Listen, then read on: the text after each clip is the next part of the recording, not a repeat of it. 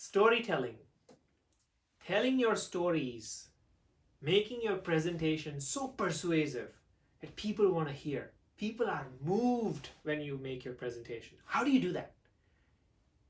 Have you been part of a presentation which just goes, okay, we did this, then this happened, and then this happened, and then this happened, and then okay, everything is fine. And then you're just like lost. Wouldn't you want to be part of a story that goes, we won! We had a fantastic opportunity to get this market share and we nailed it. If someone presents it that way, there's a vertical takeoff, right? There's a grab of attention. Someone's excited, someone's in the story. When you're in the story, when you are trying to present with your full presence, then people want to listen to you. So there are parts and tips and tricks to storytelling, to making your presentation so persuasive, so good that people want to take action. You move people by your presentation. And you do that by storytelling. If you can share your stories in the best way possible, that's engaging, then that is what is going to grab people's attention. So let's look at it. A good story has a great structure. That's the number one thing. When you think about what you're trying to present, you first need to have a good structure as to what are you trying to present. It needs to have some sort of a vertical takeoff where you grab people's attention, you bring, take people back into time, give people the context, right? So there's an aspect of storytelling where you have a vertical takeoff, where you grab people's attention. You tell them why it's important for them to listen to you in that first sentence or the second sentence. It only takes 6 seconds. They'll only give you 5 to 6 seconds, after which you've lost them. So the first few words that you speak are the most important words. So vertical takeoff, and that's the first few words. People will very quickly judge if they want to be part of your story, they want to listen to your presentation, or they want to zone out. First 6 seconds, very important. It's your rocket ship of moving up. Once you have taken them into your attention, you want to have a beginning, a middle, and again a takeoff with a landing end, right? You want to have one key point in all of this. One key point that you want to convey in the beginning, that you repeat in the middle, and then you end with that same point. So you want to say the same point in 3 different ways. Beginning, middle, and end, but in a way that captures that one essence, one takeaway point. Because if you do that, then you will leave the other person who's listening with some memory as to why this is, what is the context about, right? Is it the same thing, or is it like 10 different things that you're trying to convey that they'll not remember anything? So if you want it to be memorable, actionable, and persuasive, you want to pick one topic, one area. You want to have a clear agenda that this is what I want to, this is what I want the other person to understand. This is what I want them to not understand, but also take action. This is the takeaway. What's that takeaway? What is that intention for which you created this presentation? If you don't have something that moves people, then you probably shouldn't be presenting. You want to make a change in their mind, in their hearts, in their actions, or some understanding that you have changed. So that's the structure. A good structure helps. But if you have a good structure, but you don't have a heart, right? If you don't have something personal about why are you sharing the story, why is someone else not sharing the same story, but why are you sharing it?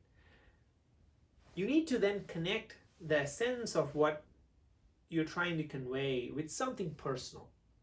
You want to tie it with your personal story. This is when you become vulnerable. This is when you become interesting.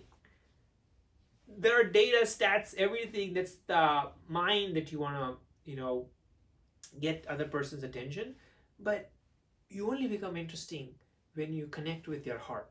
So if you have a personal story where you have a protagonist who has a desire to do something, and typically they have a challenge, they can't do something.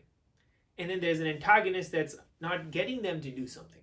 And then they have a different mindset of how the protagonist changed and did something good, and then persevered, and then went beyond those challenges and came victorious, right? So typically that's the typical story where there's a protagonist, has a bunch of challenges, antagonist tries to, come in the way, the protagonist perseveres and then comes out stronger, right? An example. A protagonist could be you yourself when you were young. You faced a very difficult time. And you can share about that incident. If your team is going through something difficult, you can share about your personal story as to what was that similar experience you had and how you came across those challenges. What was the mindset? What was the actions you took? What got you past those challenges and how you came up victorious? If you share that story, the personal story, and then connect that to the current status, then that grounds people to understanding that feeling. They connect with you. They find you interesting. So having some sort of a personal aspect that tells them why you are sharing this story, why are you passionate about this topic, why it relates to you as a speaker, as a presenter, is very important. So having something personal that you connect is a plus. But don't just add anything personal just so that you want to bring something personal. Only if there's a clear alignment that you should bring something personal. It has to be with great intention that the personal story actually aligns with what you're trying to convey. If not, forget about it. Think more. There's bound to be some personal thing that you care about deeply that will come, and then you can connect the dots. So connect with their heart, right?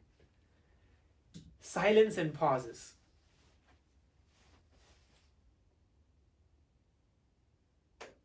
I was just silent for the last 3 seconds. You might be wondering, hey, is this person lost his train of thought? But at least you're thinking about me, or you're thinking about the presentation. Taking pauses, especially when you're not very clear what your next thought is a good thing. You can set up and use the right words if you're talking slowly. You don't have to rush through it. You have to say fewer words. You have to be deep in your thoughts and also brief. People will not listen to you beyond a certain point if you're not deep and brief. If you're just mumbling, if you're just saying things, if you're just over and over monotonously saying things, it's not going to work. So silence and pause is very important. That's the time you can also talk and see your audience. You can look into their eyes and connect with them. Maybe you go from one person to the next, on one topic to the next, but at least you're connecting with them. So it's very important. When I come closer to you, you might connect with me. You might get intimidated. So you have to be careful what the culture is, how people feel about you talking to them, and what that boundary is. Eye contact, connecting with people and your audience is very important. And you can do that with pauses. You can do that with your hands, your gestures. So silence, pause, very important. Vocal variety. Your voice can be used in a very different styles. You can use it to express enthusiasm. If you're happy, you can say, "This is the best thing ever. We're so happy. I'm so happy about this," right? Now look at that tone and the energy. My eyes would have changed. My facial expressions would have changed. Right? If you take a pause and if you're relaxed, everything's going to be okay. When I said that line, everything's going to be okay. I'm relaxed. And when I'm relaxed and when I'm saying those words, my tone, my voice is very different than saying, "We won! We did it! We did get the 1,000 customers we wanted!" That's enthusiasm tone. Everything's going to be okay. It's a relaxed tone. So there's different variations of tones, different emotions that you can take out. Maybe you can start speaking very quickly. Maybe you can slow down. Maybe you can whisper. Different tones and modalities appeal. It makes the thing interesting. If you're just saying it's boring. People will not listen to you. They'll just zone out. They'll check their phone. They'll do something else. So use expressions. Use your body language. You can go big. You can go small. You can go closer. You can go farther. You can speak slowly. You can go really fast. That makes things interesting. So use your voice, your tone, your expressions fully. That gives you presence. If you use your hand powerfully, then that's helpful. But if your hands are not in harmony, then that's not helpful either. They're distracting, right? Vocal variety, tones, and expression. Breathing. When I'm constantly speaking, at some point I'm going to be tired. But if I don't take my breath, look, I was just mumbling. But now look, I'm paused. When I'm paused, I can breathe in. When I breathe in, I build energy. I build that grounding. When you speak in front of, let's say, a video, you need to be very sure how you're looking. Are you actually looking at the mirror, at the audio, at the camera? Or are you looking somewhere else and speaking? Then, the audience just cannot talk. If I were to speak like this, hey, this is what we did, this is fantastic, but I'm not even looking at you. Will they look at me? No, they'll not look at me. So you got to be looking at the camera. You got to be grounded. You got to be relaxed. You got to be tall. You got to be present. Even in the meeting. You can't be slouching. You can't be like, oh, okay, or it'll be like that, right? Doesn't work. Doesn't work. You got to be fully present, fully attentive, fully engaged. And that happens when you're grounded. And remember, I shared this earlier. Have one point. Don't keep, saying the same thing over and over. Once you've conveyed that main point, do not convey it again. It's like saying, if you're a salesman, you sold the car, you don't want to keep selling the car again and again. That person's already bought the car. Let them go. Focus on the other person in the next presentation, right? So it's very important. Are you reading the slides, or are you reading the deck word by word? Is your quality of your slides so poor that you've just written down your entire presentation, you're just reading it? That's boring. Dude, you could have just sent that presentation, someone would have read it. Why do they need you to just read it? Are they blind? Right? No. They need you so that they can talk to you. They can have a dialogue. They can listen to you, to your feelings. So don't make your slides so bad and so distracting that you have to read them. Right? Or they're not listening to you. Right now, are you listening to me? Or are you looking at the whiteboard which has things behind? I intentionally kept it a little bit more detailed than I would wish, but it's still not distracting. I'm hopefully guessing that you're looking at me and I have your attention. Similarly, you are the speaker.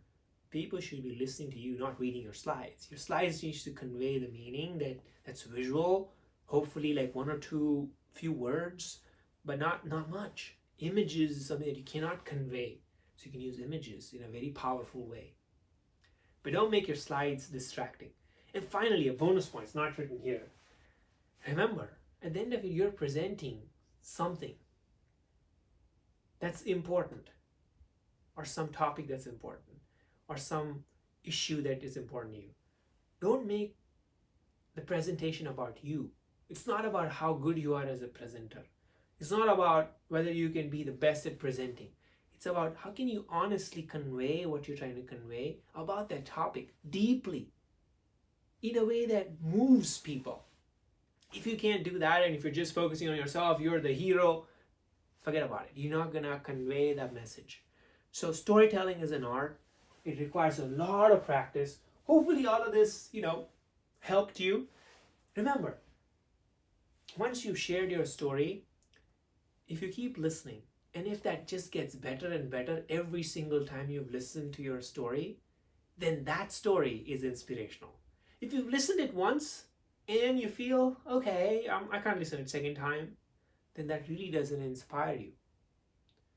It just gets better. That's why I had to do this one. Right? With one time you listen to the story, like let's say Steve Jobs' commencement speech at Stanford. Dude, every single time I listen to it, I just feel better and better. Right? So starting with your story, Oprah Winfrey does that. She starts with the story. Very powerful. Story moves people. So use it effectively. Connect with the heart, also with the mind.